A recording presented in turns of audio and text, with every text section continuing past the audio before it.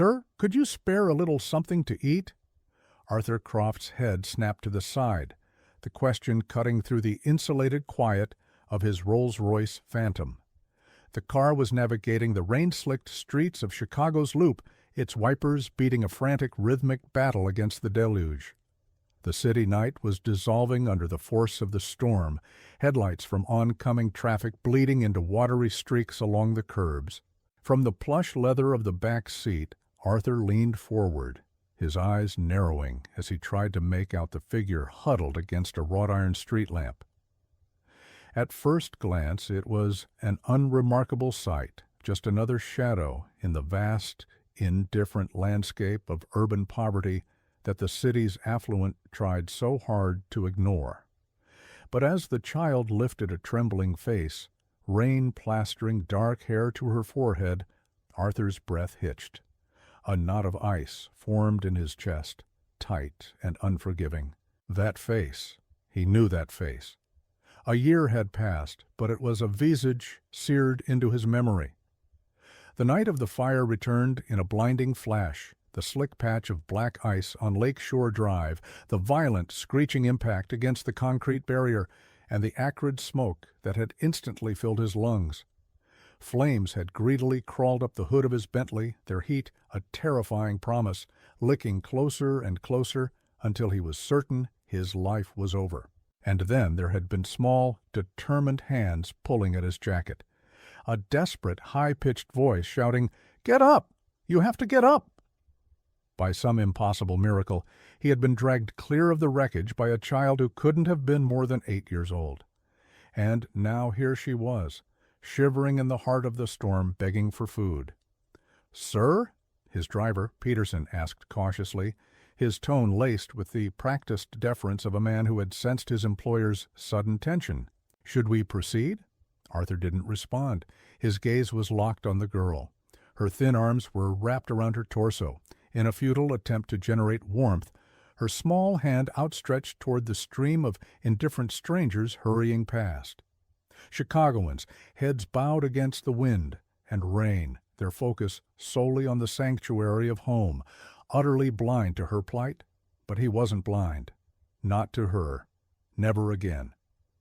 Peterson tried once more, his voice lower this time. "Mr. Croft, this area isn't the safest. A child alone on the street like this? Sometimes it's a setup." Arthur's hand tightened on the polished chrome door handle. His mind was a tempest of memory, his father's words echoing with the force of thunder from a distant past. A man's true character is revealed not by the debts he collects, but by the ones he chooses to honor.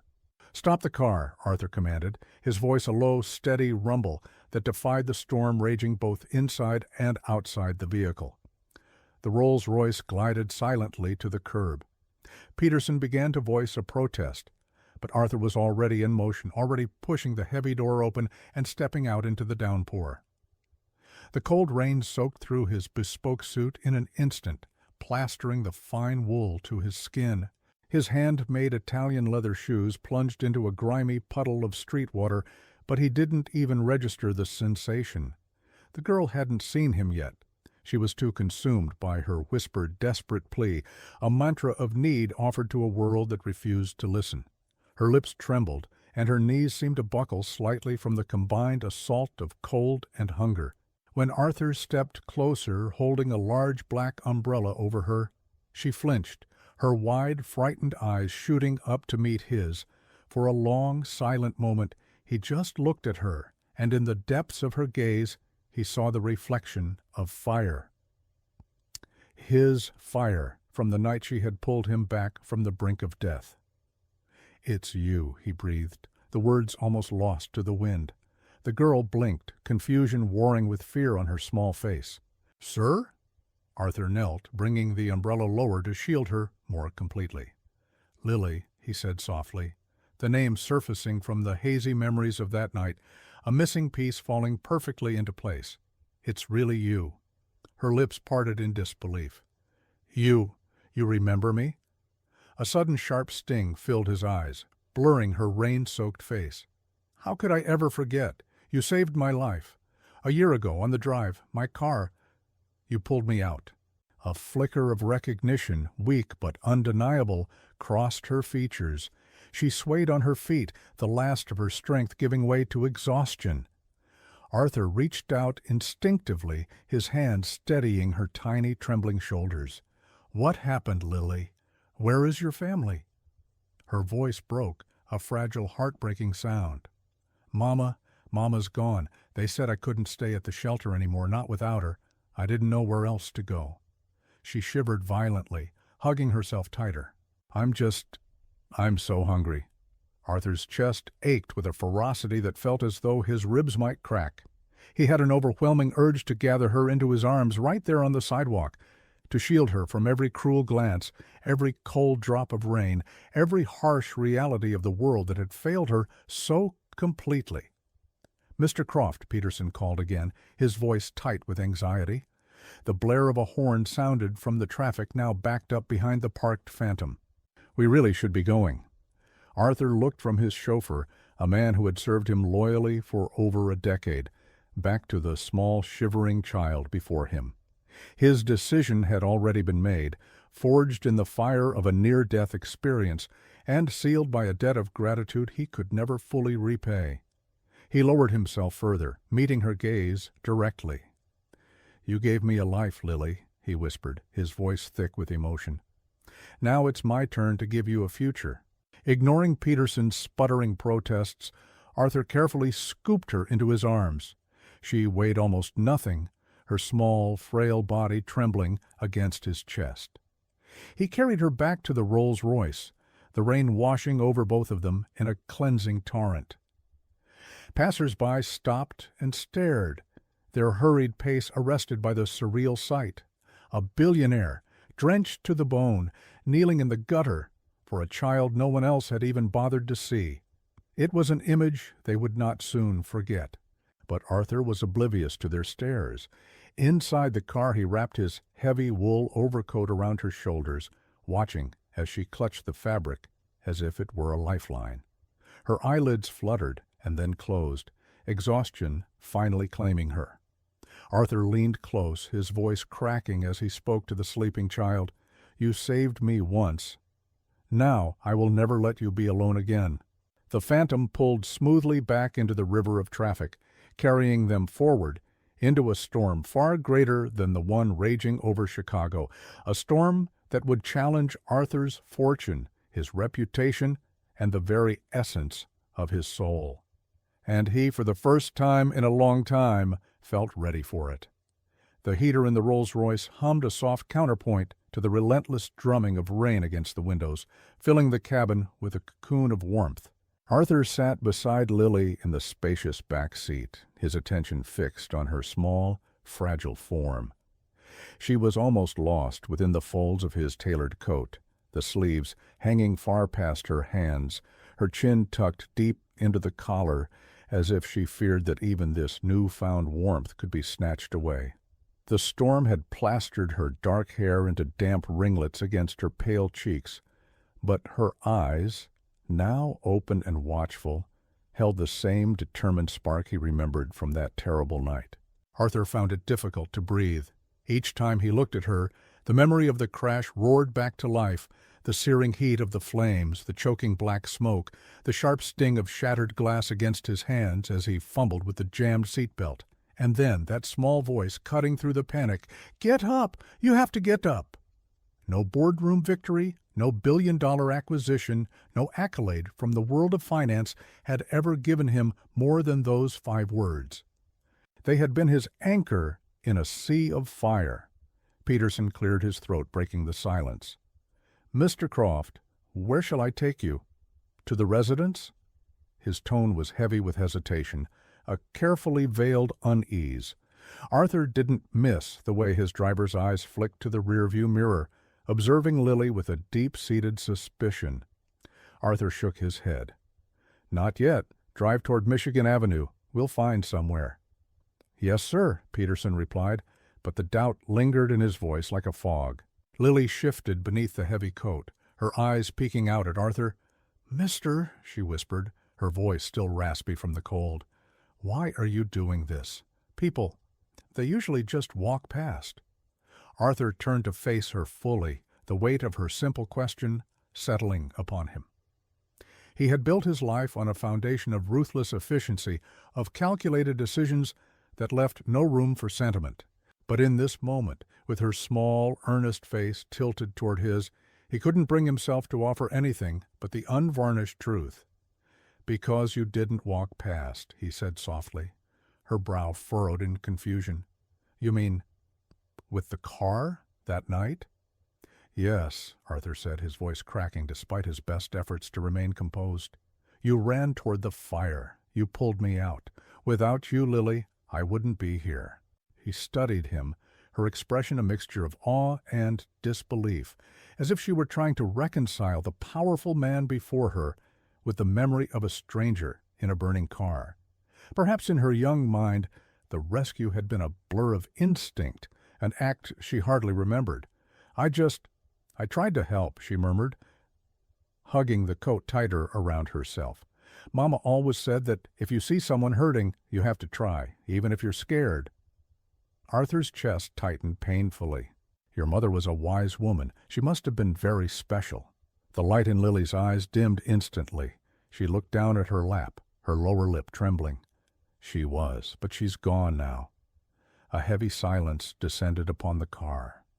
Arthur longed to ask how, to understand the chain of events that had led this child to the streets, but he saw the way her shoulders hunched and her voice caught on the edge of a painful memory. The full story would have to wait, for now she was a child who needed rest and nourishment. He reached for the console, instructing Peterson to stop at a brightly lit diner, its neon sign a beacon of warmth against the stormy night.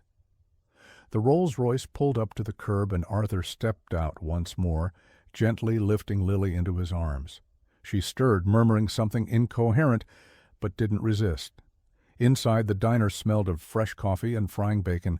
A few late-night patrons looked up, their conversations faltering at the sight of Arthur Croft, a man they recognized from the covers of business magazines, walking in, soaked to the skin, holding a small, disheveled child wrapped in an expensive coat.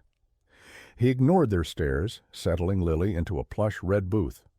She slumped against the vinyl seat, her eyes heavy, with a fatigue that seemed to go bone deep. A waitress hurried over, her expression a mix of curiosity and concern. "Coffee for you, sir, and for the little one?" "Hot chocolate," Arthur said immediately, "and a bowl of soup, chicken noodle if you have it." The waitress nodded, her professional demeanor taking over, and bustled away. Arthur slid into the booth across from Lily, watching as she leaned her head against the table, her small hands trembling slightly. When the hot chocolate arrived, steam curling invitingly from the mug, she reached for it with a timid reverence. The first sip seemed to melt the tension from her entire body, a wave of warmth chasing the persistent chill from her chest. She closed her eyes and sighed, a sound of pure, unadulterated relief. Arthur felt a faint smile touch his lips, though his heart still ached. When the soup came, she ate slowly at first, then with a growing urgency, as if she feared it might be taken away. Arthur remained silent, letting her eat, allowing her to feel safe for what must have been the first time in a long while. "Better?" he asked gently when she finally pushed the nearly empty bowl away. She nodded, her eyes meeting his. "Thank you." "You don't need to thank me," Arthur said, his voice earnest. "I owe you more than a lifetime of thanks could ever repay." Her gaze held his, solemn and serious, far beyond her years. "You don't owe me anything. Mama used to say that doing the right thing isn't about paying debts, it's about what's in your heart." Arthur swallowed hard, fighting back the sudden sting behind his eyes. How could a child of 8 carry such profound wisdom alongside such devastating loss? The waitress brought the check, but Arthur simply slid his credit card across the table without a glance. Money had never felt so meaningless. As they left the diner, he tucked Lily close under his arm, shielding her from the biting wind. The Phantom waited, its headlights cutting through the darkness. Once they were back inside, Peterson asked carefully, "Mr. Croft, forgive my asking, but where are we taking her? To the authorities? A city shelter? Arthur's jaw tightened. He glanced at Lily, who was already drifting toward sleep, her head resting against the cool glass of the window. The thought of leaving her at some sterile, underfunded facility among strangers who would never understand who she was or what she had done for him filled him with a cold rage. No, not after everything she had endured. "Home," Arthur said finally, the word leaving no room for argument. Peterson hesitated. "Your penthouse, sir?" "Yes," Arthur replied, his tone firm. "She's coming with me." The driver met his employer's gaze in the rearview mirror for a brief moment, then turned his attention back to the road without another word. The car surged forward, slicing through the rain-swept streets toward the Gold Coast. Arthur leaned back, watching Lily's breathing deepen into the slow, even rhythm of sleep, the tension finally leaving her small body. He thought of the headlines that might follow, the inevitable questions from his board, the scandalized whispers among his peers. He thought of the storm that was surely brewing beyond the confines of this car. But none of it mattered as much as the child sleeping beside him.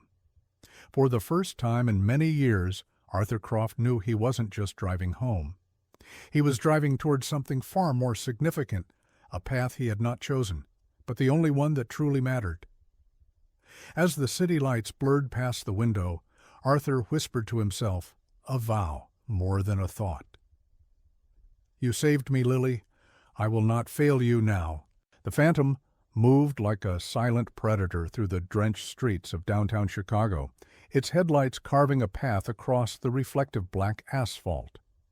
Arthur remained in quiet contemplation, his gaze fixed on the small figure slumped against the supple leather seat. Lily had fallen into a deep, fragile sleep, her head pressed against the window as raindrops traced erratic paths down the glass beside her. Every so often she would murmur something unintelligible, a fragment of a dream or a memory, too heavy for her small frame to bear alone. Arthur couldn't tear his eyes away. The child who had once pulled him from a raging fire now looked as though she had been consumed by a different kind of flame, one that was colder, crueler, and invisible to anyone who had never been utterly abandoned by the world. His driver, Peterson, cleared his throat, the sound carefully modulated. "Mr. Croft," he began cautiously, "are you certain about this, taking her to your home?" Arthur leaned his head back against the rest, his jaw tight. "I am."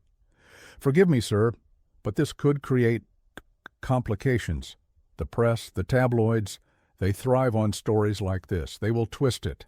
A billionaire bringing a child from the streets into his home. People will not understand." Arthur shifted his gaze to meet the man's reflection in the rearview mirror. His voice, when he spoke, was calm but held an edge of tempered steel. "Do you imagine for one moment that I care what they understand?" Peterson faltered. "No, sir, of course not. But nothing," Arthur interjected sharply, then immediately softened his tone. "She saved my life, Peterson. That isn't speculation. It's not a rumor. It is an indisputable fact. What kind of man would I be if I turned my back on her now?" The driver gave a stiff nod and refocused his attention on the road ahead. Arthur let out a long, slow breath, running a hand through his damp hair. The city loomed before them, its iconic skyscrapers like colossal sentinels piercing the low-hanging clouds.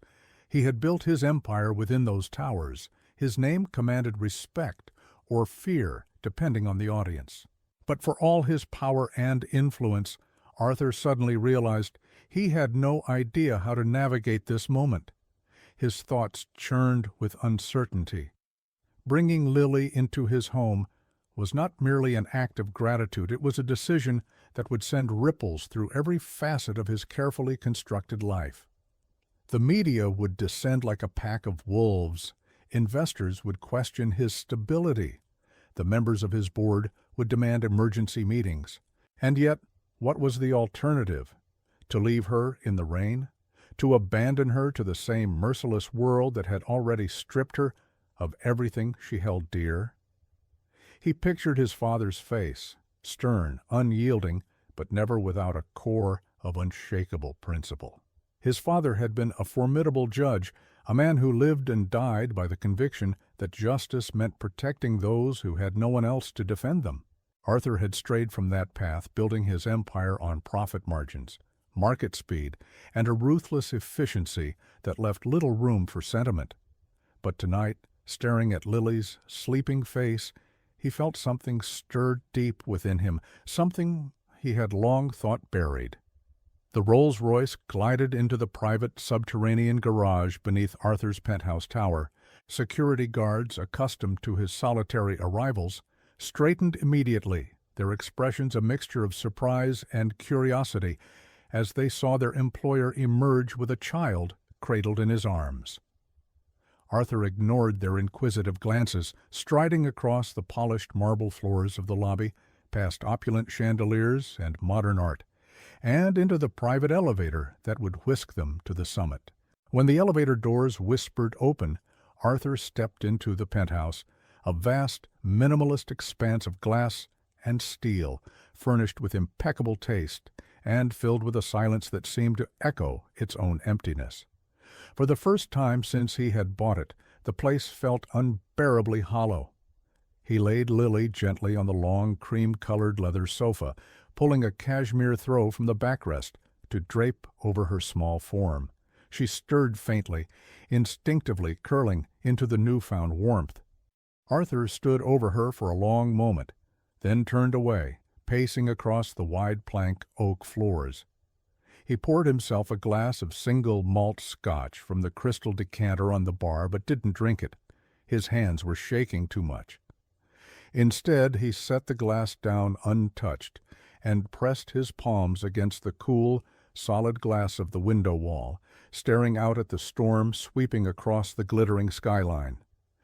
Doubt, cold and sharp, clawed at him. What if Peterson was right? What if this was a colossal mistake? What if the world assumed the worst about his intentions? He could already imagine the headlines: Croft's strange obsession, billionaire takes street child to Gold Coast penthouse. The board would panic, investors would flee. The empire he had spent a lifetime building could suffer irreparable damage. But then a small voice broke the silence from behind him. Where am I?" Arthur turned sharply. Lily had pushed herself up, her eyes blinking in the soft ambient light as she took in the vast, unfamiliar space. She looked smaller than ever, dwarfed by the soaring ceilings and towering walls of books. "You're safe," Arthur said gently, walking back to her side. "This is my home. You'll stay here for the night." Lily's eyes widened in disbelief. "Here? But I don't belong in a place like this." Arthur knelt beside the sofa, his voice steady and reassuring. "Lily, you belong wherever you are safe, and right now, that is here." She hesitated, her small hands gripping the edge of the cashmere throw. I don't want to cause any trouble for you." The simple, heartfelt nature of her fear struck Arthur with more force than any boardroom challenge ever had. She was only 8 years old, and yet she was already conditioned to worry about being a burden. "You are not trouble," Arthur said firmly. "You are the reason I am still alive. Do you understand that? You are the reason I had another year, the reason I am standing in this room at all." Lily blinked, and for the first time that night, the faintest flicker of a smile touched her lips. It was small, fragile, but it was enough to pierce through the storm raging inside Arthur's own heart. He reached out, his hand gently brushing a damp curl from her forehead. "Get some rest. Tomorrow we will figure everything out." She nodded slowly, lying back down on the plush sofa. Within minutes her breathing evened out, and sleep claimed her once more. Arthur stood over her, watching the gentle rise and fall of her chest. He thought of the world outside, the relentless press, the board awaiting their quarterly reports, the investors already whispering about his next move. But none of that seemed to matter tonight. Tonight only one truth held any weight. A child had saved him, and he in turn would save her. Arthur returned to the window, his gaze sweeping across the storm-lashed city. It stretched endlessly before him, a dazzling spectacle of light and noise, utterly indifferent to the struggles of one small girl. But for Arthur, everything had changed. The storm inside him was no longer one of doubt, it was one of determination. He whispered to the glass, a confession to the skyline itself. "This isn't charity, this is justice." And justice, he knew, would begin tonight. Behind him, Lily slept peacefully for the first time in weeks, unaware that the man she had once dragged from a burning car had just pledged to burn down anything that stood in the way of her future. Morning crept into the penthouse with a slow, deliberate grace, sunlight stretching through the floor-to-ceiling windows and fracturing across the polished marble floors. Arthur Croft hadn't slept. He had spent the night in the worn leather chair in his office, watching as a deluge of electronic reports and messages piled into his inbox, urgent communiques from his board demanding answers about missed meetings and time-sensitive deals. But the only sound that truly registered in his mind was the faint echo of a small voice in the storm. "Sir, could you spare a little something to eat?" When he finally rose, his body stiff from the long vigil, the aroma of freshly brewed coffee from the automated kitchen filled the air. He moved with a quiet reverence into the living room. Lily was still asleep on the sofa, curled beneath the cashmere throw, her small chest rising and falling in a steady, peaceful rhythm. She looked different in the soft morning light, not just a child of the streets, but a living, breathing reminder of everything he had so nearly lost. Her presence in his opulent, sterile home felt both profoundly fragile and utterly undeniable, as if fate itself had placed her there as a final, unignorable test of his character. He took a seat on the edge of the sofa and waited patiently until her eyes fluttered open. She blinked up at him, her expression clouded with confusion at first, then shifting to a familiar wariness. Is it morning?" "Yes," Arthur said softly. "You're safe here, Lily." She sat up slowly, clutching the throw around her like a protective shield. I thought maybe I dreamed it, being here, this place. It doesn't feel real." Arthur managed a faint smile. "It's real, and you are welcome here." She lowered her gaze, her voice so small he almost missed it. "People don't usually want me around." Those words cut him deeper than any corporate betrayal ever had. Arthur leaned forward, his voice firm, anchoring her in the present moment. "Listen to me. You saved my life when no one else would lift a finger. That means you will always have a place with me. Do you understand?" Lily hesitated, then gave a small, uncertain nod, though her eyes still held a shadow of disbelief. The kitchen's automated system chimed softly, announcing that breakfast was ready. Arthur gently guided her to the dining area, where the sleek modern table had been set with warm toast, scrambled eggs, and a tall glass of fresh orange juice. Lily's eyes widened, but she didn't touch anything at first, her hands hovering over the plate as if she expected it to be a mirage. "It's for you," Arthur said, gently nudging the plate toward her. Her small hands trembled slightly as she picked up a piece of toast, nibbling at it tentatively at first, then eating more quickly as her hunger overcame her hesitation. Arthur watched her, a profound sense of sadness shaking him to his core.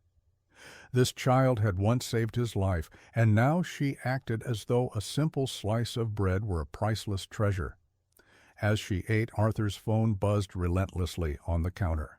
He ignored the first few calls, but when the screen lit up with the name of his most trusted advisor, he stepped away to answer. "Arthur," came the urgent, strained voice. "Where were you last night? The board is apoplectic. And there are photographs, Arthur. Someone caught you on the street, drenched, carrying a child into your car. It's already all over social media." Arthur closed his eyes for a brief moment. "I know." "You know?" His advisor's voice rose in disbelief, Do you have any idea what this looks like? Who is she? The press is demanding answers. Our investors are getting nervous. This isn't just your private life anymore. This is the company's reputation. Arthur glanced back toward the dining area, where Lily was now tackling the scrambled eggs with a quiet, focused delight. His chest tightened. She's the child who saved my life a year ago. The car crash. The fire. There was a stunned pause on the other end of the line. Good God, Arthur. Even if that's true, you can't just bring her home. This is going to explode. People won't see gratitude. They'll see a scandal. Then let them, Arthur said flatly. I will not turn her away. Think this through, the advisor pressed, his voice pleading. You are risking everything. The board will want to meet immediately. Arthur's voice hardened. I've already made my choice. He ended the call without waiting for a reply. When he returned to the table, Lily had stopped eating, her eyes watching him nervously. Did I do something wrong? Arthur shook his head quickly. No, Lily, not at all. You did everything right. I just have some people in my life who don't understand yet. Her brow furrowed. People don't like me being here, do they? Arthur knelt beside her chair, meeting her gaze directly. People are often afraid of what they don't understand. But that doesn't mean they are right. And I promise you, no matter what anyone says, you belong here now. She studied him for a long moment, her young face searching for the truth in his words. Then she whispered, Do you really mean that? I have never meant anything more in my life, Arthur said, his voice thick with conviction. She reached across the table, her small, sticky hand resting on his. Mama used to say that a promise is a kind of truth you have to carry in your heart. Do you carry it, Mr. Arthur? A wave of emotion swelled in his chest. Yes, Lily, I carry it. That morning, as the last of the storm clouds broke over Chicago, Arthur knew his world had irrevocably shifted. He had walked away from obligations before, contracts, partnerships, even friendships, when the cold logic of business demanded it. But this was different. This was not business.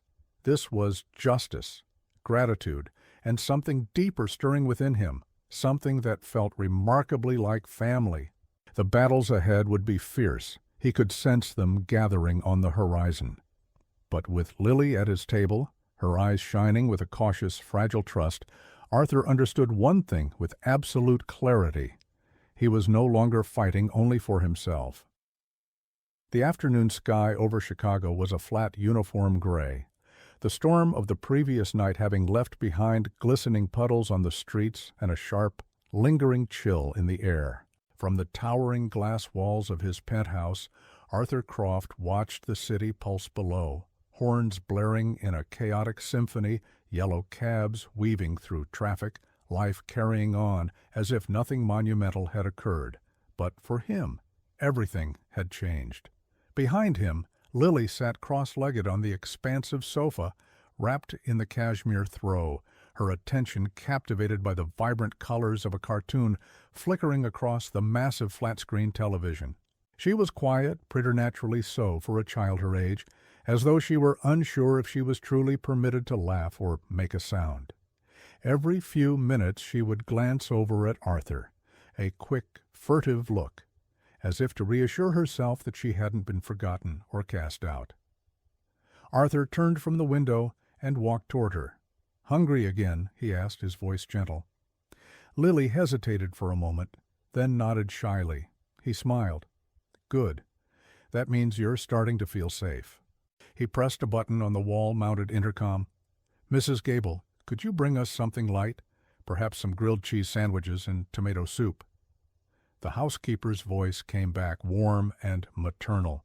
Of course, Mr. Croft. Right away. Lily tilted her head, her curiosity overcoming her shyness. You have someone who cooks for you? Arthur chuckled softly. Yes, she's been with me for years. She's like family. Lily's gaze dropped to the blanket pooled in her lap. I don't have family anymore.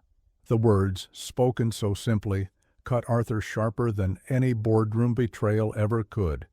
He lowered himself onto the sofa beside her. Lily, he said gently, I can't replace your mother. No one ever could. But you are not alone anymore. Not while I'm here." She looked at him then, her eyes wide and searching, as though weighing the probability of his words being true. "People always say that," she whispered. "Then they leave." Arthur's throat tightened. "I won't leave." Before he could say more, Mrs. Gable entered with a silver tray, the comforting aroma of warm soup filling the air. She placed the bowls carefully on the low coffee table, her kind eyes widening slightly as she took in the sight of the small child on the sofa.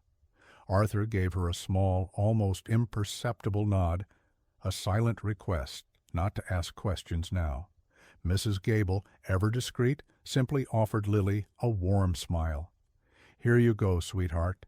Eat up while it's hot." Lily picked up a half sandwich with careful, deliberate movements as though it might vanish from her hands, then took a bite. Her eyes widened at the taste, and for the first time since he'd found her, a small, genuine giggle escaped her lips. The sound caught Arthur by surprise, and he felt something stir in his chest, something long dormant, a fragile, unguarded joy. After lunch, Arthur gave Lily a tour of the penthouse. She followed him in silence, her bare feet padding softly across the polished hardwood floors.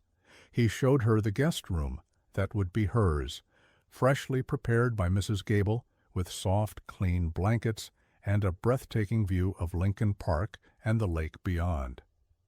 Is this really for me?" she asked in awe, her small hand running over the neatly folded comforter. "Yes," Arthur said firmly. "It's your room now." Lily climbed onto the large bed, hugging one of the plush pillows tightly. "It's so soft," she whispered. "I used to sleep on the floor at the shelter. The beds were always too crowded, so I let the other kids have them." Arthur's chest ached with a fresh wave of sorrow and anger. He sat on the edge of the bed beside her. "Lily, from now on, you will never have to give up your place for anyone. You will always have a bed, you will always have food, and you will always have someone watching out for you." She looked at him, her expression a heart-wrenching mix of hope and ingrained skepticism. "What if people get mad at you for helping me?" Arthur exhaled slowly. He could already imagine the headlines, the heated boardroom arguments, the condescending whispers at the country club. But looking into her eyes, he knew the answer was simple. "Then let them be mad. My promise to you is more important than their approval." Her lower lip trembled, and then, in a sudden, impulsive movement, she leaned forward and threw her small arms around his neck. Arthur froze for a fraction of a second, taken aback by the unexpected physical contact, then gently wrapped his arms around her, holding her close. It was the kind of embrace he hadn't experienced in years, not calculated, not a business formality, but real, raw, and profoundly necessary. Later that evening, after Mrs. Gable had tucked Lily into her new bed with a warm glass of milk and a softly read story, Arthur returned to his office. His phone had been buzzing incessantly all day, a relentless barrage of messages from the board, from investors, from so-called friends who had seen the photos circulating on social media. He finally picked it up, his thumb scrolling through the endless stream of notifications. The headline screamed at him, "Billionaire Croft rescues. Homeless child in storm." Who is the little girl with Arthur Croft? Philanthropy or scandal? Questions surround CEO's mysterious companion. Arthur tossed the phone onto the desk, running a hand over his weary face. He knew tomorrow would bring more pressure, more scrutiny, more battles. But tonight, as he glanced toward the guest room door, where Lily was sleeping peacefully for the first time in months, he knew he would not falter. He poured himself a glass of water and lifted it toward the dark, glittering skyline. "To promises kept," he whispered into the quiet of the room. Behind the closed door, Lily stirred in her sleep, her small voice murmuring a single, hopeful word, "Mama, safe," before she settled again. For the first time in a very long time, Arthur felt that his vast, empty penthouse was no longer a fortress of loneliness. It was the beginning of something new, something fragile, yes, but intensely, wonderfully alive. The following morning dawned brighter than the stormy night that had brought Lily into Arthur's life. Sunlight streamed into the penthouse, casting long golden stripes across the living room floor.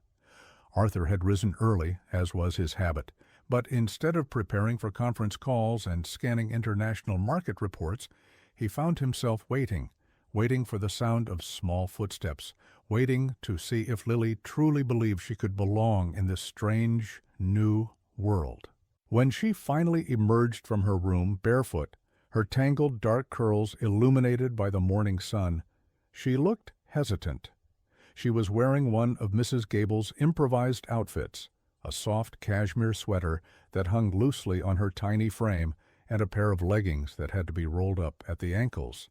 She clutched the hem of the sweater nervously, her eyes darting around the expansive room as though she expected to be told she had overstayed her welcome. "Good morning, Lily," Arthur said, setting aside his coffee cup. "Did you sleep well?" She nodded, her voice barely a whisper.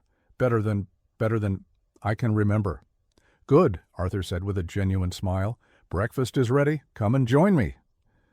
Mrs. Gable had laid out a spread of pancakes, crisp bacon, and fresh berries.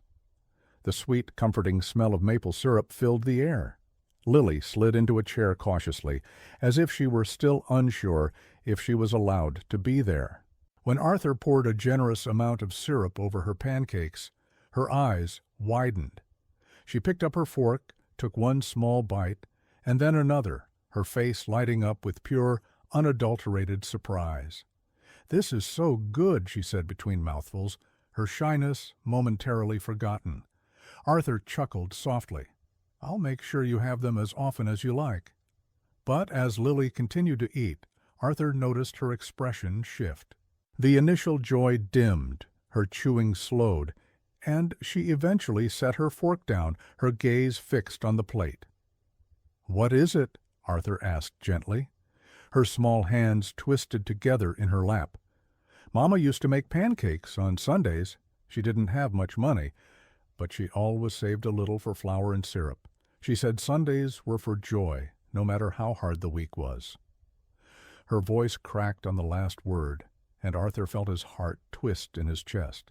He reached across the table, his hand covering hers. "She sounds like a wonderful woman." "She was," Lily whispered. Tears welled in her eyes, and she wiped them away quickly, as if embarrassed by the display of emotion. But people didn't think so. They said she was a troublemaker. Arthur leaned in, his full attention on her. "Why would they say that?" Lily hesitated, biting her lower lip. Then, with a trembling voice, she began to speak. "Mama worked in a big office building downtown. She was a data analyst. She told me she found something bad there, on the computers. She said they were stealing money from people, lying about it. She tried to tell her bosses, but nobody would listen. Then they fired her. She cried for days." Her words trailed off, her voice breaking. "After that, everything got worse. We lost our apartment, and then she got sick. Really sick. She couldn't afford to see a doctor, and one night she just didn't wake up." The room fell silent, the only sound the distant hum of city traffic far below. Arthur sat frozen, the weight of her story crashing over him like a tidal wave. His mind pieced the fragments together: corruption, dismissal, poverty, illness, death. His fists clenched under the table, his knuckles white. Whoever had destroyed Lily's mother's life had taken away far more than a job. They had stolen her future, and they had very nearly stolen Lily's, too. "I am so sorry, Lily," he said softly, his voice thick with a grief and a fury he could barely contain. "What your mother tried to do, it was incredibly brave, and what they did to her was wrong." Lily sniffled, her small shoulders trembling. "She wasn't a bad person, Mr. Arthur. She just wanted to be honest, but people told her she should have just stayed quiet." Arthur leaned closer, his eyes fierce. "Then those people were cowards. Your mother was stronger than all of them put together. For the first time, Lily looked at him without a trace of doubt. "Do you really think so?" "I know so," Arthur said, his voice resolute, "and I am going to make sure the world knows it too." Mrs. Gable entered the room quietly, placing a comforting hand on Lily's shoulder for a moment, before retreating, sensing the profound gravity of the conversation. Arthur sat back in his chair, his mind already racing. The company that had destroyed Helen Miller's life. Who were they? What kind of power had they wielded to silence her so completely? And why did the story sound so sickeningly familiar? As Lily slowly returned to her breakfast, Arthur stood and walked to the window. He stared out at the skyline, the city gleaming in the morning sunlight like a kingdom built on a foundation of secrets. He had spent decades navigating those secrets, profiting from them. But now, for the first time, it was deeply personal. Lily's voice reached him again, small but steady. "Mama said if I ever got lost, I should try to find someone who would remember what she did. Maybe that's you." Arthur turned, his chest heavy with a newfound resolve. "It is me, Lily, and I promise you I will not let her truth be forgotten, not ever." The girl gave him a faint, watery smile through her tears, and Arthur knew in that moment that the course of his life had shifted forever. It was no longer about contracts, profits, or prestige. It was about this child, her mother's legacy, and the justice they both so richly deserved. By the middle of the week, Arthur's world had already begun to tilt under the immense weight of public attention. The night he had carried Lily through the storm had not gone unnoticed. The ubiquitous eye of the smartphone had captured the moment. The billionaire, in his soaked, custom-tailored suit, shielding a small, ragged girl beneath his umbrella, lifting her into his arms like a scene from a dramatic film. Within hours, the images had gone viral, spreading across social media like wildfire. By the next morning, they were headline news. Arthur sat in his office at the top of Croft Tower, staring at his phone as the headline scrolled endlessly. Who was the little girl living with Arthur Croft? Hero or hoax? The billionaire and the mystery child? Corporate savior or scandal in the making? Each one was accompanied by photos of Lily, sometimes her small frame huddled in his overcoat, other times blurred shots of her hand in his as they walked through the opulent lobby of his penthouse. Every picture made Arthur's chest ache with a protective fury. The world was gawking at a child who had already lost everything. His executive assistant, Evelyn, entered the office with a stack of papers, her expression strained. "Arthur, the calls aren't stopping. CNN, the Wall Street Journal, the Tribune, even the gossip magazines. Everyone wants a statement. The board has called for an emergency meeting this afternoon. They are demanding that you explain yourself." Arthur set the phone down slowly. "Explain myself for what?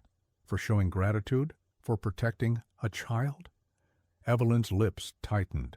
She had been with him long enough to recognize the dangerous fire in his voice. "You know, that's not how they'll see it.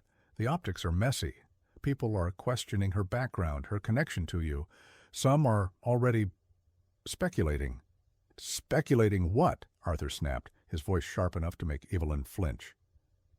"That maybe this isn't about gratitude," she said carefully, choosing her words.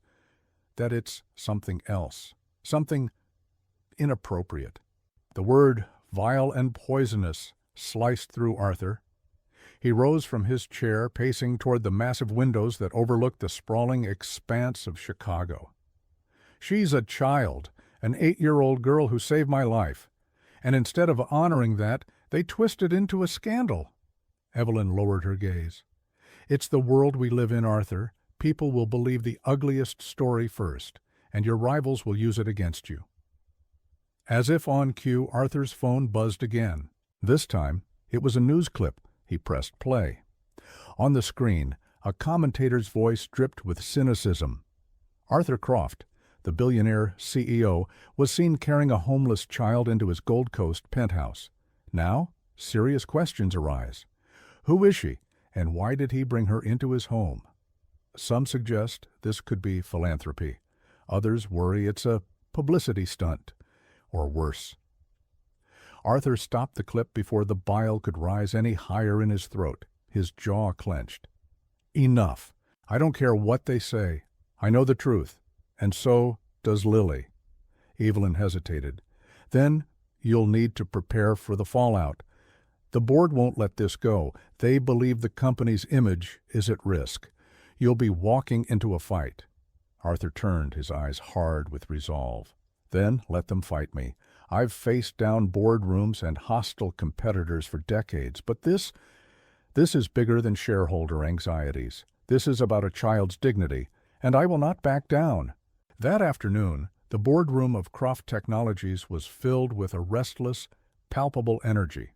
12 directors sat around the long, polished mahogany table, their faces a gallery of tension and disapproval. At the head of the table sat Arthur, shoulders squared, the memory of Lily's courage burning in his chest like a torch. "Arthur," began Edward Vance, the oldest and most influential board member, his voice low but cutting. "We've all seen the news, we've seen the pictures, and we need answers. Who is that child, and why is she living in your home?" Arthur's gaze swept the room, meeting each director's eyes in turn. "Her name is Lily. She is 8 years old.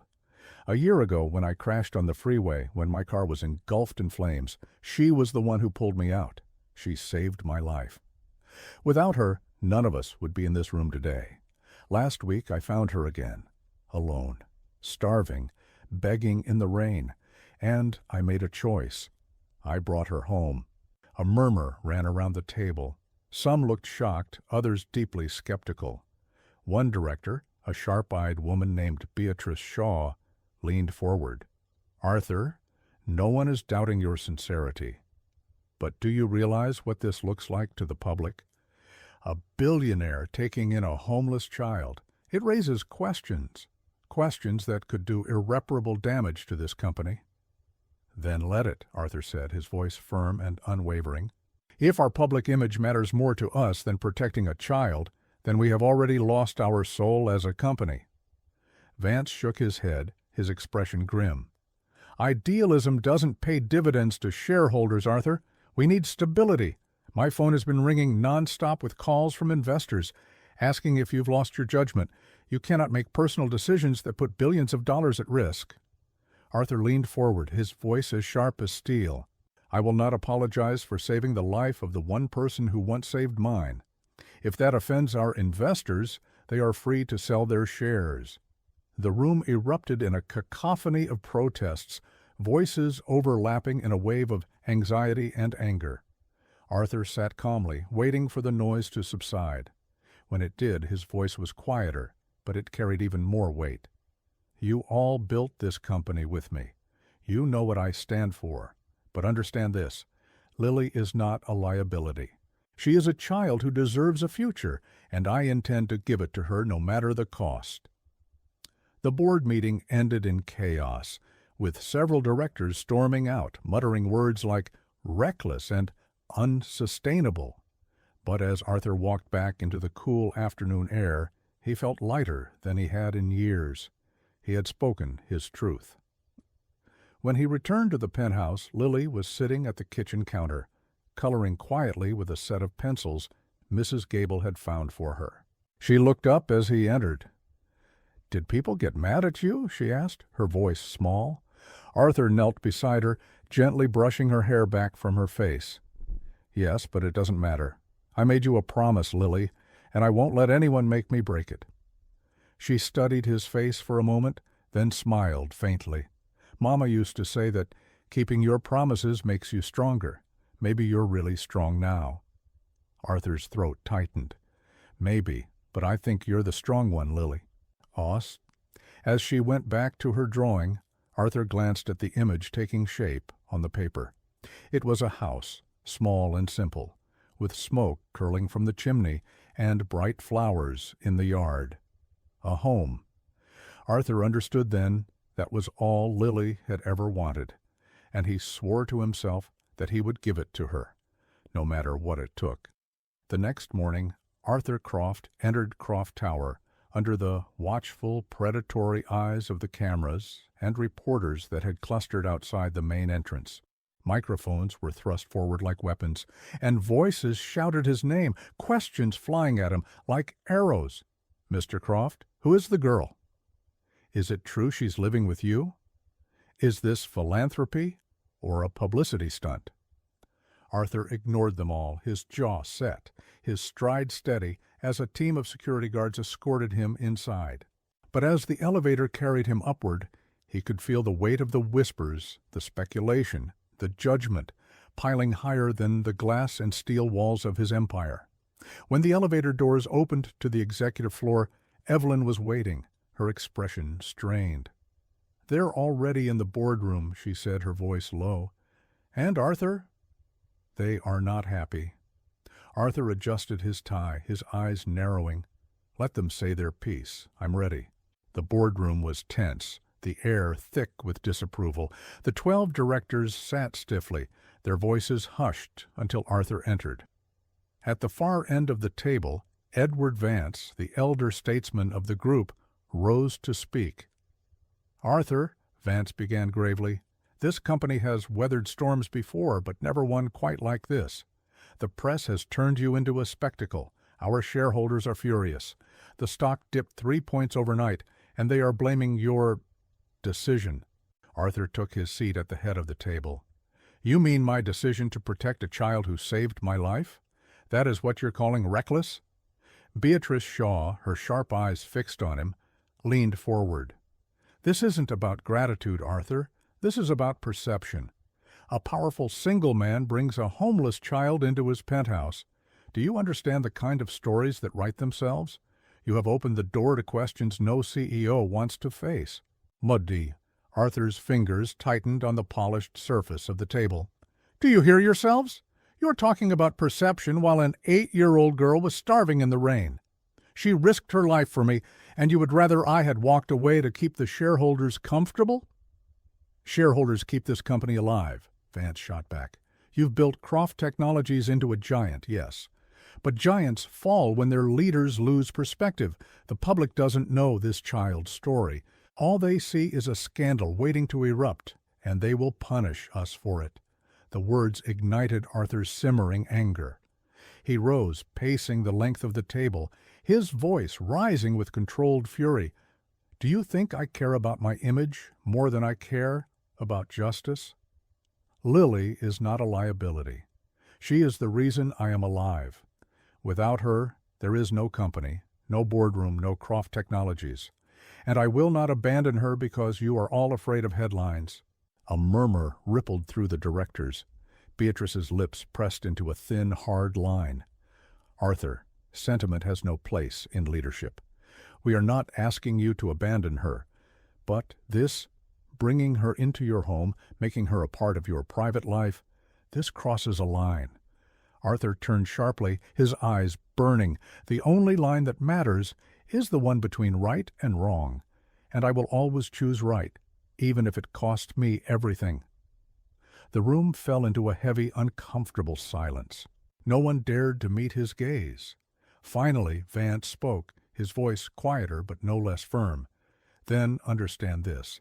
If you continue down this path, the board will consider actions to protect the company, even if it means protecting it from you." The threat hung in the air like smoke. Arthur stared at Vance for a long moment, then slowly sat back down, his voice steady. "Do what you must. So will I." The meeting adjourned with no resolution, the directors filing out with grim faces and muttered complaints. Evelyn lingered behind, worry etched across her features. "Arthur, they're serious. They will try to force your hand, maybe even push for your removal." Arthur rubbed his temples, a deep exhaustion pressing in on him. "Let them try. I will not sacrifice a child to appease a boardroom." Evelyn hesitated, then asked softly, "Is she worth it? Worth risking everything you've built?" Arthur looked out the window, the city sprawling beneath him like a vast, intricate circuit board. His voice dropped, raw and certain. "She's not just worth it. She's the reason I'm still here to fight, and I would lose it all before I lost her." That evening, when Arthur returned to the penthouse, Lily greeted him with a shy smile. She had drawn another picture, this time of the two of them standing side by side under a large umbrella in the pouring rain. She handed it to him, her eyes shining with a fragile hope.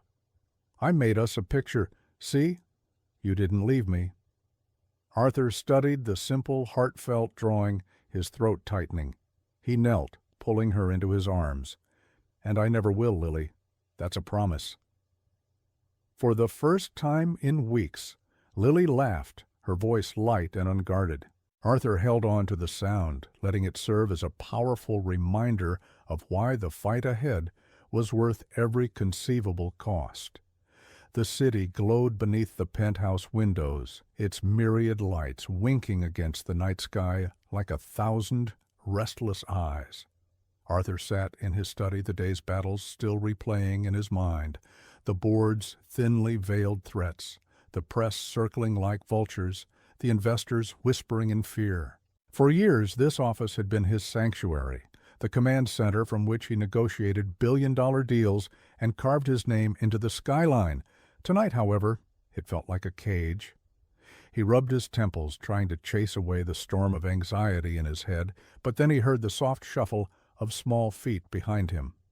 Turning, he saw Lily standing hesitantly in the doorway, still dressed in the oversized sweater Mrs. Gable had found for her. She clutched the sleeve with one hand, her eyes fixed on the floor. "Can't sleep?" Arthur asked gently. Lily shook her head.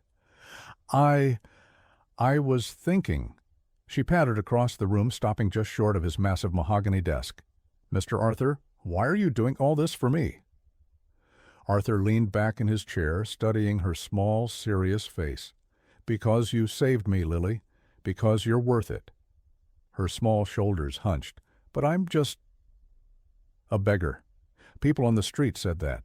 They said I was nothing. And now everyone is angry at you. Your friends, the people you work with, they're mad because of me." The words pierced Arthur more deeply than any of the board's accusations ever could. He stood, moving around the desk to kneel beside her so their eyes were on the same level. "Lily, look at me. You are not nothing. You are the bravest person I have ever known. When everyone else walked away from a man in a burning car, you didn't. You ran toward the danger. You gave me my life back." She shook her head, her lower lip trembling. "But I can't give you money. I can't give you anything back. I'm just trouble." Arthur placed his hands gently on her shoulders. "What you gave me is worth more than all the money in this entire city. You gave me a second chance. That can't be bought. That can't be measured. And you are not trouble, Lily. You are my responsibility. You are my promise." Tears welled in her eyes. "But what if they make you choose? Between me and your company? Between me and everything else you have?"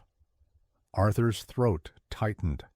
For a moment he saw the deep-seated fear that had been carved into her young face by years of loss and rejection. He gently brushed a strand of hair from her forehead. "Then I choose you. Every single time."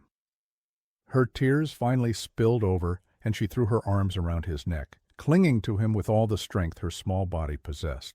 Arthur held her tightly, feeling the immense weight of her doubt and the fragile burgeoning hope in her embrace. They stayed like that for a long moment, the only sound the distant ambient hum of the city below. At last, Lily pulled back slightly, her eyes searching his. "Do you promise?" Arthur's voice was steady, solemn. "Yes, a promise I carry in my heart." Lily sniffled, wiping her eyes on the sleeve of her sweater. She tried to smile, but it wavered. "Mama used to say that promises can break, that people break them all the time." Arthur cupped her cheek gently, his thumb stroking away a tear. "Not this one. Not ever." Mrs. Gable appeared quietly at the doorway, a glass of warm milk in her hand. She gave Arthur a small, approving nod and handed the glass to Lily. "Here, sweetheart, this will help you sleep." Lily took the glass with both hands, sipping it slowly. She leaned into Arthur's side, her head resting against his arm. "Okay," she whispered at last. "I'll try to believe you." Arthur kissed the top of her head. "One day, Lily, you won't have to try. You'll just know." Later that night, long after Lily had fallen asleep, Arthur returned to his study. He looked out at the glittering, indifferent city and thought about her words. What if they make you choose? He knew that day was coming, perhaps sooner than he wanted to admit. The board was already sharpening its knives. The press was already circling for the kill. He could lose everything he had spent his life building. But as he thought of the little girl sleeping peacefully in the next room, the same girl who had once dragged him from a fiery wreck, he knew the truth with an unshakable certainty. His empire had always been built on cold, hard steel and glass. But his future now rested on something far more fragile and infinitely more precious: trust. And he would protect it, even if it meant burning everything else to the ground. The penthouse was unnervingly quiet, a stark contrast to the turmoil raging in Arthur's world. Rain had begun to streak the glass walls again, though the storm outside was nothing compared to the one brewing within his company. His phone buzzed relentlessly on the desk, a constant stream of calls from journalists, emails from irate shareholders, and urgent messages from his legal team. He ignored them all. His focus was entirely on Lily, who was curled up on the sofa, looking pale and tired. It had been a long, stressful day. Arthur had tried to keep her occupied with simple comforts: cartoons, hot chocolate, a new set of coloring books, but he could see the deep-seated exhaustion in her face. She had lived for too long in a state of hunger and fear, and her small body was now paying the price. Mrs. Gable had insisted that Lily needed to see a doctor, but Arthur had been reluctant to drag her back into the harsh glare of the public spotlight. That reluctance vanished in a single, terrifying instant. Arthur had stepped into his office to silence yet another barrage of phone calls when he heard a soft thud from the living room. He rushed back out to find Lily collapsed on the floor, her tiny frame trembling uncontrollably. "Lily?" Arthur dropped to his knees, gathering her into his arms. Her eyelids fluttered, and her breathing was shallow and rapid. "I'm sorry," she whispered weakly. "No, no, no. Don't you dare apologize," Arthur said fiercely, holding her close. He shouted for Mrs. Gable, "Get the car ready, now!" Minutes later, the Phantom tore through the slick streets of Chicago, its horn blaring as Arthur barked directions to Peterson. He sat in the back, Lily limp against him, her head pressed against his chest. Every red light felt like an eternity. At Northwestern Memorial Hospital, Arthur carried her through the emergency room doors, his voice sharp and commanding. "I need help. 8-year-old girl. She's collapsed. She's malnourished." Doctors and nurses rushed forward, expertly taking Lily from his arms and placing her on a gurney. Arthur followed until a nurse blocked his path at the door to the exam room. "Sir, you need to wait out here." "She's alone," Arthur snapped. "She has no one else. She's not going in there without me." The nurse hesitated, taking in the raw desperation in his eyes, then nodded. Arthur entered the room, standing back as the medical team moved with practiced efficiency, checking her vitals, starting an IV line, and speaking in clipped professional terms he didn't understand.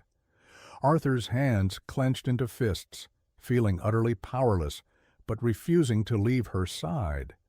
After what felt like an eternity, the attending physician approached him.